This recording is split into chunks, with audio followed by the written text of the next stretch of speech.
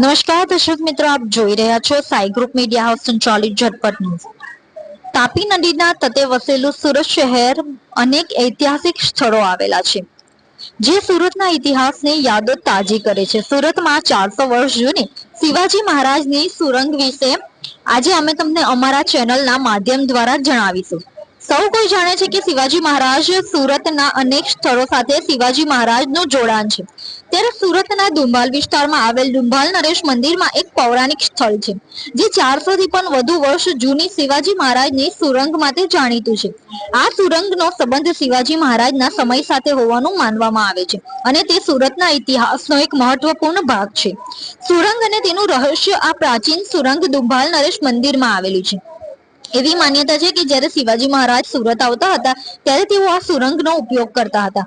આ સુરંગ ચોક બજારના લાલ કિલ્લા સુધી પહોંચતી હોવાની પણ માહિતી છે, જે તે સમયે તેની સુરક્ષાત્મક અને વ્યૂહાત્મક મહત્વ દર્શાવે છે।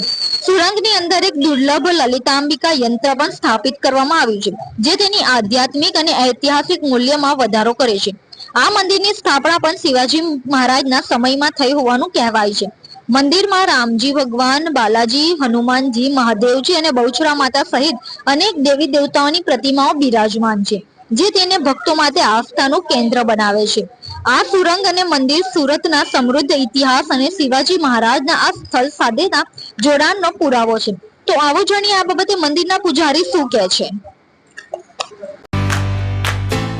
इतने सारे मुखवास, यही सोच रहे हो ना आप? रिफ्रेश के पास है मुखवास की बड़ी रेंज। सर्च करो, क्लिक करो, लाइफ को रिफ्रेश करो।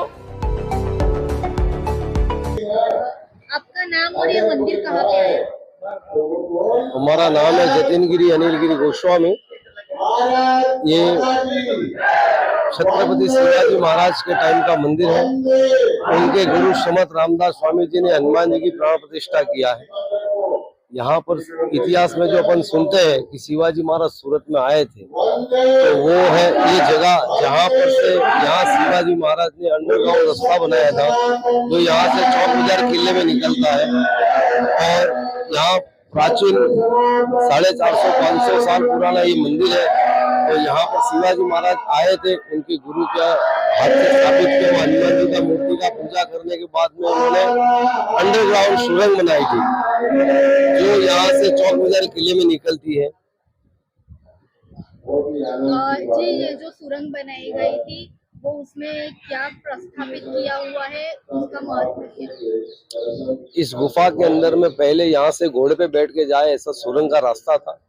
फिर 100 साल, 150 साल, 200 साल पहले हमारे पूर्वजों ने यहाँ ललिता यंत्र का स्थापना किया हुआ है, जो आप गुफा में आप दर्शन कर सकोगे।